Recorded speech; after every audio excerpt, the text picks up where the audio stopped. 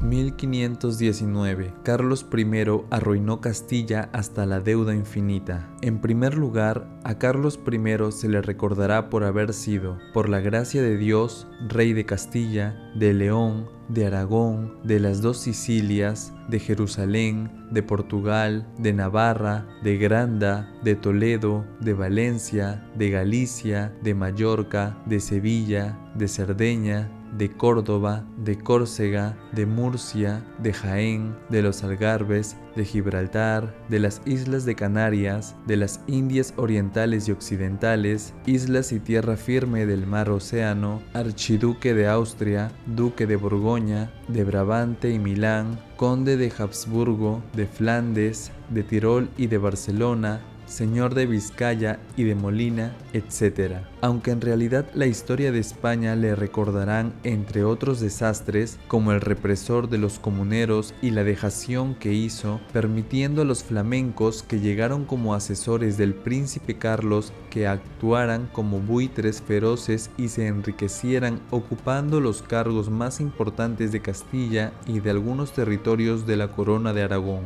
En segundo lugar, como Carlos V de Alemania consolidó a los protestantes con su intransigencia, permitió a sus tropas entrar a saco de Roma, dejando para la historia un triste legado. Por otro lado, Carlos V se convirtió en emperador, pero ¿sabe usted qué significaba y qué poder tenía un emperador en el año 1500? Pues bien, un emperador era el general del ejército encargado de defender a la Iglesia Católica y castigaba a aquellos que no obedecían decisiones. Por lo tanto, Carlos V mandó las tropas contra los protestantes, lo cual contrastará con la forma de actuar de su desconocido hermano Fernando de Austria, un personaje ocultado por la historia de España, además de olvidar que fue el culpable de provocar la sublevación de los comuneros, defensores de la nobleza castellana, que sufrió su expulsión de las responsabilidades de gobierno en Castilla, a lo que hay que añadir el haber arruinado a Castilla haciéndola responsable de pagar el soborno para conseguir el título de emperadores, empeñando su economía y la riqueza que procedía de las Indias para acabar dejando que sus tropas asaltaran el Vaticano al no disponer de dinero para pagarles el sueldo. Esa es la otra historia de Carlos I de España y V de Alemania. ¿Qué significa ser emperador? Su camino hasta el trono y la normativa. Es habitual que un ciudadano no sea informado de cuáles son las atribuciones que adquiere un monarca cuando se convierte en emperador, y yo creo que la historia de oficial de España haya deseado que conozcamos la verdad histórica. ¿Cómo consiguió el ser elegido emperador? Todo empieza en el año 772 después de Cristo. El Papa León III está cansado de soportar los constantes ataques del rey Desiderio de Milán y pide ayuda a Carlomagno, rey de los francos, el cual derrota al milanés y lo recluye en un convento. Carlomagno se proclama rey del milanesado y el día de Navidad del año 800 el pontífice coloca la corona de emperador sobre su cabeza, cosa que el rey de los francos lamentó toda su vida, ya que la infinita inteligencia pontificia no le explicó que esa coronación llevaba implícita su sumisión al trono de San Pedro, ya que la Iglesia consideró que quien coronaba a un rey tenía el derecho y el deber de arrebatarle la corona si éste no era totalmente obediente a los deseos del pontífice de turno, además de poner contra él la obligación de poner su ejército a disposición de la Santa Sede y comprometerse a castigar a todos los que no les obedecieran, ya que los pontífices no consideraban ejemplar que un papa se pusiera al frente de un ejército para masacrar a herejes o enemigos aunque fueran cristianos. El título de emperador fue hereditario hasta la desaparición de la dinastía de los carolingios en el año 919. Desde entonces tendría que cumplir una serie de requisitos para ser elegido y coronado por el Papa. Por lo tanto, el título de emperador no es un título nobiliario o dinástico, como rey, príncipe, duque, marqués, conde, etc. Simplemente el emperador fue el jefe militar de la Santa Sede. En cambio, cambio, el rey era la máxima autoridad de una nación, pero de la misma forma en que el tiempo escribe la historia se adapta a su época, y Alemania tomó por costumbre el proveer los candidatos a emperadores de la misma forma como Francia adquirió la mala costumbre de inmiscuirse en los cónclaves para conseguir que su candidato se convirtiera en papa, y de esta los alemanes facilitaron candidatos a emperador mediante una subasta cuyos 7 encargados votaban el nombramiento a cambio del mejor precio, quedando la Santa Sede solo para confirmar mediante una ceremonia eclesiástica la correspondiente designación.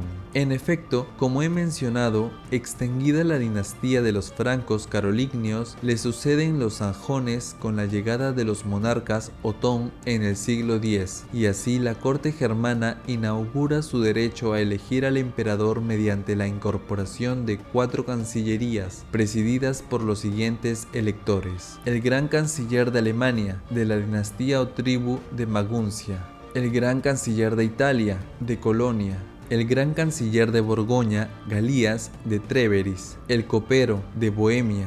Poco tiempo después se añaden 3 electores más: el mayordomo mayor, de Palatinado; el gran mariscal, de Sajonia; el gran chambelán, de Brandenburgo. Como podemos observar, la costumbre de las antiguas tribus, familias o dinastías que dieron origen al Sacro Imperio Romano Germánico se conserva, pero cada vez se incorporan ciertas condiciones, como la de que un elector votará una sola vez. El candidato que obtenga 4 votos será el elegido rey de los romanos, un título honorífico en recuerdo de la vieja Roma. Y a partir de ese momento, el pontífice de turno podrá coronar al nuevo rey de Roma como emperador. Esta última cláusula es esencial para separar el vicario de Cristo de la elección del candidato. El Papa debía de coronar al elegido con independencia de que fuese o no de su agrado. En consecuencia, la concesión del título de emperador es un negocio entre 7 electores, Kurfürsten,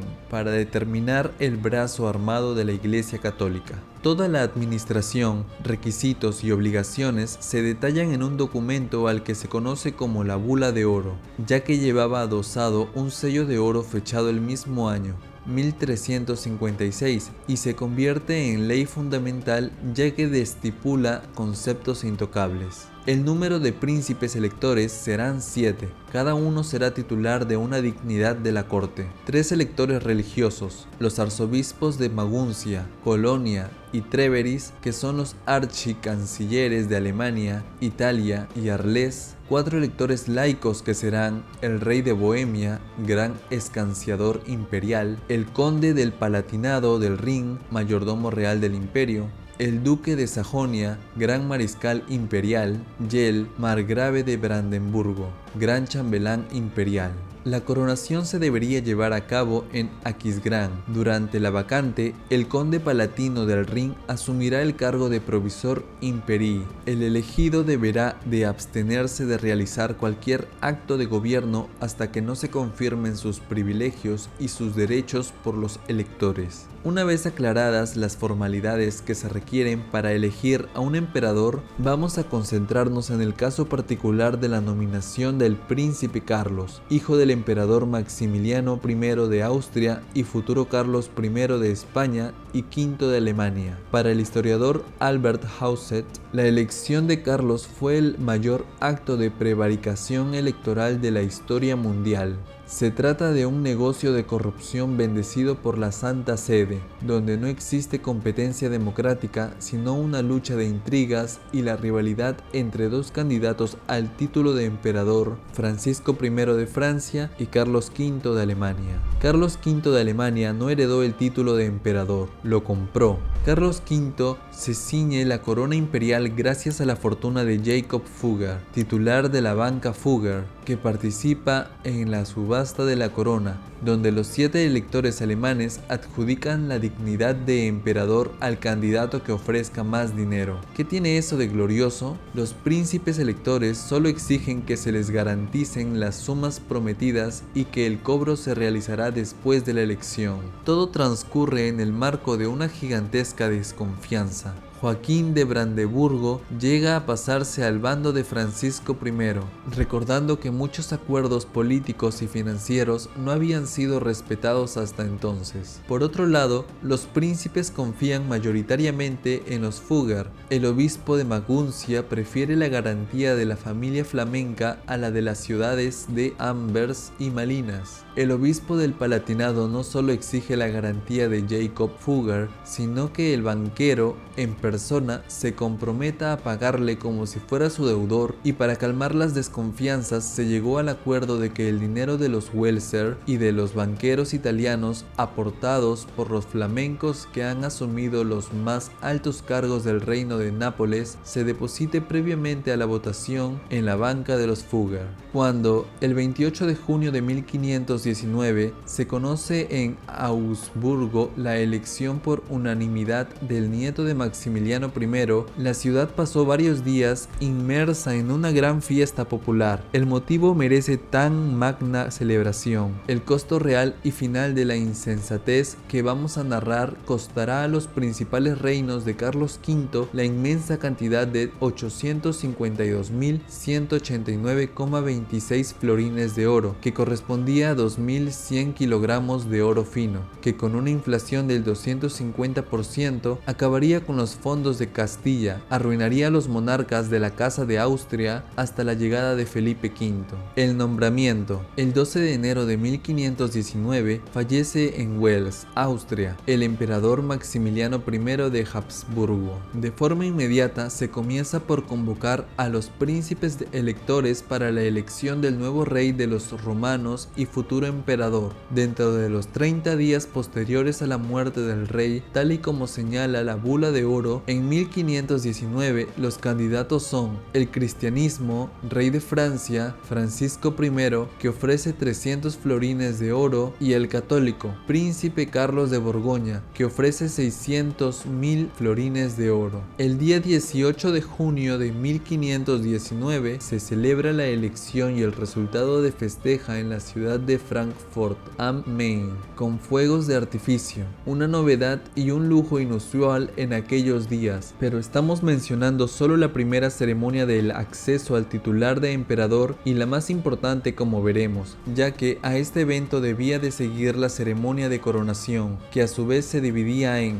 coronación como rey de los romanos. Se celebra en la Capilla Palatina de Aquisgrán, antigua capital del Imperio Carolingio, en cuyo acto se le hacía entrega a la corona, la espada y las insignias, cetro, orbe y anillo, de Carlomagno, que tuvo lugar el 23 de octubre de 1520. Coronación imperial. La realiza pontífice de ese momento, en la Basílica de San Pedro de Roma, como sucedió en el año 800 con Carlomagno. Por lo tanto, el nombramiento de Carlos V de Alemania como emperador del Sacro Imperio no fue fruto de una herencia, como tantas veces se ha dicho, sino como resultados de una elección por ser el rey de Alemania y rey de los romanos, no por ser rey de Castilla, de León, de Aragón, de Valencia. En la historia de España se habla del Imperio Español, ya que la Real Academia de Lengua amplió el significado de imperio a potencia de alguna importancia, aunque su jefe no se titule emperador. Es evidente que se trate de un parche y que un imperio sin emperador es como un conductor sin vehículo, una aclaración no pedida y una pirueta manifiesta. Los arzobispos de Maguncia, Treves y Colonia, el rey de Bohemia, el conde del Palatinado, el duque de Sajonia y el margrave de Brandeburgo prestan en 1519 con el texto del juramento que comenzaba así: juro por los santos evangelios que están ante mí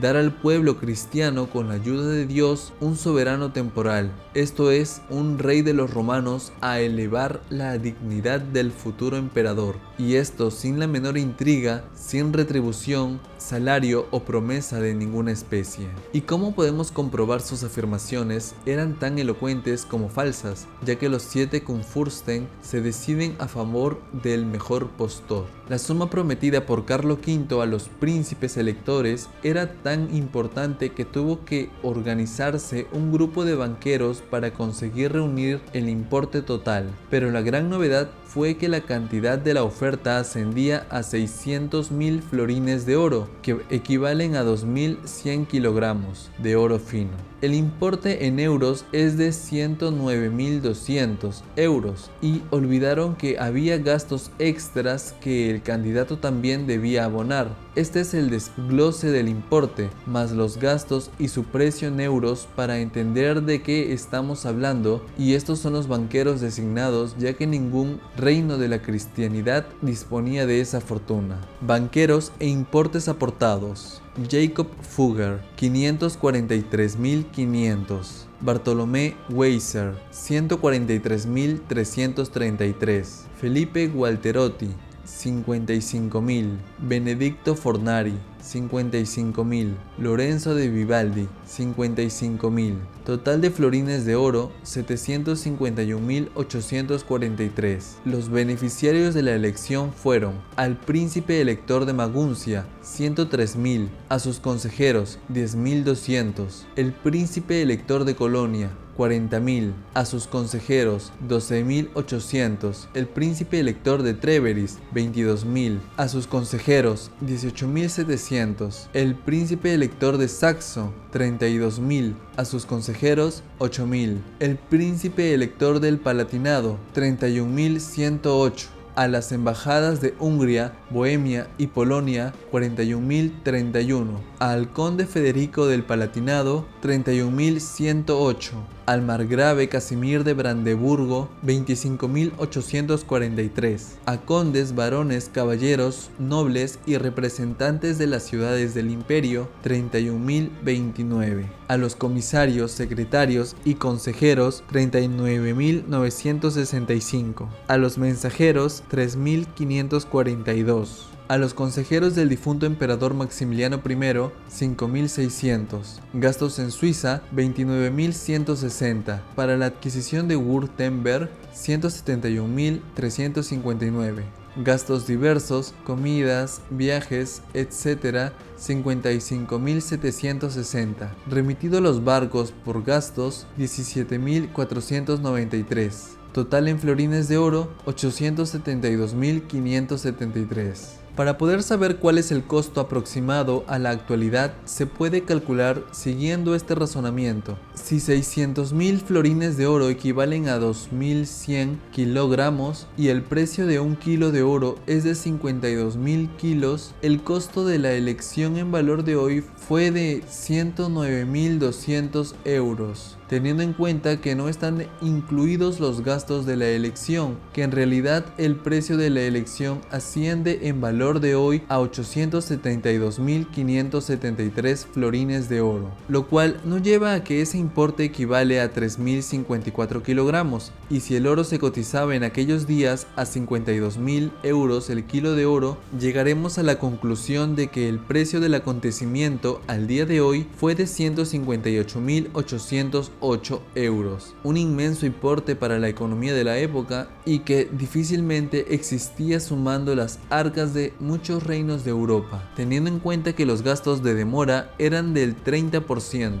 Carlos V de Alemania compró el título de emperador y arruinó al reino de Castilla. Para comprender mejor el volumen de la operación, hay que tener en cuenta que la banca Fugger era una de las más sólidas de Europa, y para ser más concretos debemos equipar cualquier banco de la actualidad con la Fugger y tener en cuenta que la cifra invertida representa el 80% del capital de cualquier banco de la actualidad y añadir el 30% de los intereses de demora. Aunque el capital de la banca Fugger ascendía a 1 millón de florines, para reunir los primeros 500.000 florines se tuvo que solicitar la participación de familiares y clientes preferenciales. Por otro lado, al crédito de los Fugger se añadió el importe de la compra de Württemberg, con lo cual se superaban los 600.000 florines, que deberían ser devueltos. En resumen, los gastos se pagan al contado y la cantidad neta de 600.000 euros se garantiza y aplazan mediante la garantía de propiedad o de sus frutos. Con la aportación de 400.000 florines se garantizaba con los beneficios de las minas de control, y con los 200.000 florines restantes se avalan con las rentas del maestrazgo, la plata de Guadalcanal en Sevilla y las minas de Almadén. Al final, para abordar con la totalidad de los 200 florines, se produce un gasto de demora debido a que la guerra de los comuneros y de las Germanías produjeron demoras en la captación de tributos y este sobrecoste hizo imposible la devolución del crédito, con lo cual se produjo la quiebra de la banca Fugger. Otro autor, Hermann Kellenbes, es más preciso en lo sucedido, cuando nos cuenta que el costo de la elección de Carlos V como emperador costó 851 millones florines de oro, añadiendo el asunto de Wurtem, por lo que hubo que investigar las diferencias con otros 543.585 florines, que aportaron clientes de los Fugger. Las deudas que Carlos V tenía pendiente con los Fugger ascendía a 600.000 florines, pero los intereses aumentaron de un 5% a 8%, con unas garantías basadas en promesas poco seguras, por lo que la banca obtuvo concesiones comerciales en Chile y Perú, además de participar en el comercio de esclavos. No obstante, Castilla sufría todavía las consecuencias de la revolución de los comuneros, que hoy entenderíamos concepto Villa, Córdoba, Granada y Jaén, y las tropas reales con el apoyo de la alta nobleza. Entonces los garantices de demora duplicaron la deuda y por ello se buscó dividir el territorio de los Habsburgo entre Carlos y su hermano Fernando I de Austria, el otro desconocido de la historia original, nacido en la abdicación de Carlos V en 1555, a favor de su hermano, y como sucede en todas las herencias, este asumió su parte de deuda, pero el importe restante, el que correspondía a Carlos, con los intereses de demora, quedó pendiente a cuenta de Castilla, con la esperanza de poder saldar la deuda con los beneficios procedientes de las Indias. Ello no fue suficiente debido a la ineficacia contable del reino, intentando reducir los gastos de la corte y los inacabables gastos ocasionados por las interminables guerras de religión. La mitad de todos esos pagos y deudas por demoras se traspasan el 12 de marzo de 1558 a Fernando I de Austria como sustituto de emperador eléctrico, que asume el 50% de las deudas, mientras queda pendiente un importe que se convierte en deuda flotante o perpetua, cuyo deudor es el reino de Castilla.